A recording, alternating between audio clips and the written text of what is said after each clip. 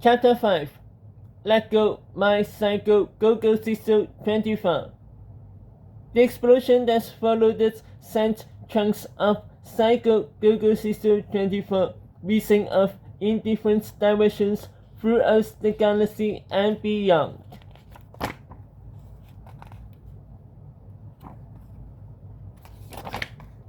One piece of Psycho Go-Go Sister 24 landed in a pond on the nearby planet's Bad Pond, causing all of the pond water to turn into smart pond water.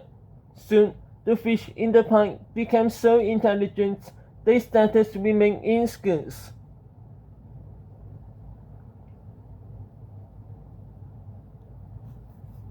Another piece of Psycho Go-Go Sister 24 ended up landing in Grape Vineyard on planet Peanut. The Psycho Go-Go Sister 24 was quickly absorbed into the soil and was subsequently sucked up into the grapes. These grapes, which had until recently been harvested almost to extinction, suddenly became self-aware and self-intelligent. They banded together in bunches and rose up to defeat their oppressors. The battle lasted one whole night, but sadly, it ended in the next morning when the sun came up. The rebellion shivered when the poor grapes ran out of juice. Apparently, there's a rising for everything. Perhaps the most devastating result of the destruction of Smart Earth, however, occurred when a tiny piece of Psycho Go-Go Sister 24 entered our own planet's atmosphere. It started down through the sky at a terrific speed, zooming closer and closer to the small midwestern town of Picker, Ohio.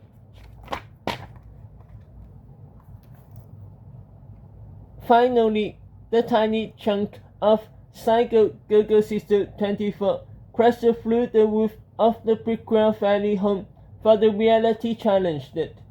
It landed in the group therapy ward, where all of the teachers from the nearby elementary school had recently been transferred. "What's that?" cried Mr. Crow. "Looks like a meteorite," said Miss Weeble. "Don't touch it," warned the doctor. "It might be the blob." The doctor's warning was heeded by everyone except for the dream teacher, Mr. Miner. Dream teachers, as I'm sure you're all aware, are not like toddlers. You really have to keep an eye on them because they're always picking things up off the floor and putting them into their mouths. Unfortunately, that's exactly what happened on that fateful day of the Picker Valley home for the reality challenge. Said Mr. Miner as he happily cheered up the Psycho Go-Go Sister 24 and swallowed it hard. "Tastes like chicken."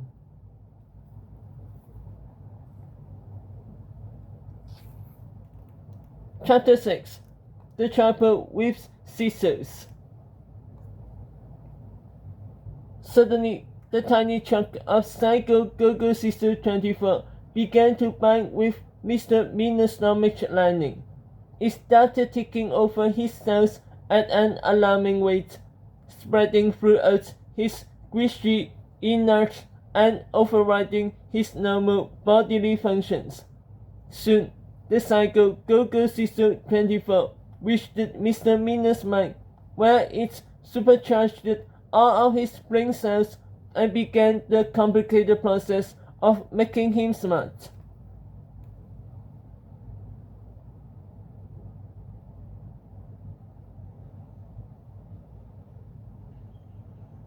"Are you alright, Mr. Miner?" asked the psychologist. "You look a little strange."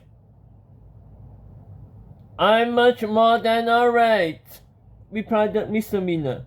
"I'm exceptionally impeccable." Mr. Miller's fellow teachers looked worried. They never had him use anything larger than a three-syllable word before. Usually, Mr. Miller just pointed at things and grinned. I think you better sit down, said the psychologist. Nonsense, my good man, said Mr. Miller, as his mind's neurons and glow cells began restructuring themselves, forming new connections and making his brain smarter and smarter each second. I've wasted far too much time in this inspired infirmary already. Now, just wait a minute, said the psychologist. You can't leave here. You are patient. On the contrary, said Mr. Miller, who now spoke in a standard British accent. I shall walk right out that door expeditiously, and neither you nor anyone else is going to stop me. Help! Emergency! Shouted the psychologist. We've got a runner! Another doctor rushed in to help. Together, the two doctors plotted the exits and refused to budge. You're not going anywhere, Bob, said the psychologist. Mr. Miller smirked as he looked at the two doctors with pity. This was going to be too easy.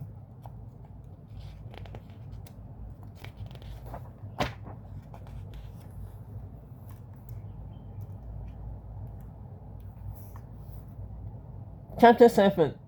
A Paradise for a Pair of Dogs. Mr. Miller approached the two doctors. I have some advice for both of you, said Mr. Miller. Well, too bad, said the psychologist, because we are not going to follow any of your advice. Is that so? Asked Mr. Miller. Then I advise you to not follow my advice. The two doctors were confused.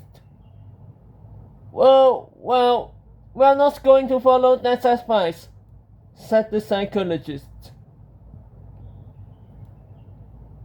But if we don't follow his advice, do not follow his advice, said the other doctor. Then, aren't we following his advice? Wait a minute, said the psychologist. What if we follow his advice, do not follow his advice? Are we still following his advice?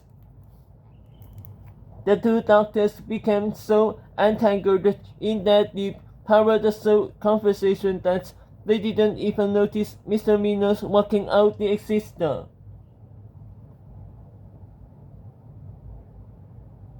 Hey, now's our chance to escape too, said Miss Whipple. The other teachers followed her out the door, right past the increasingly confused and frustrated doctors.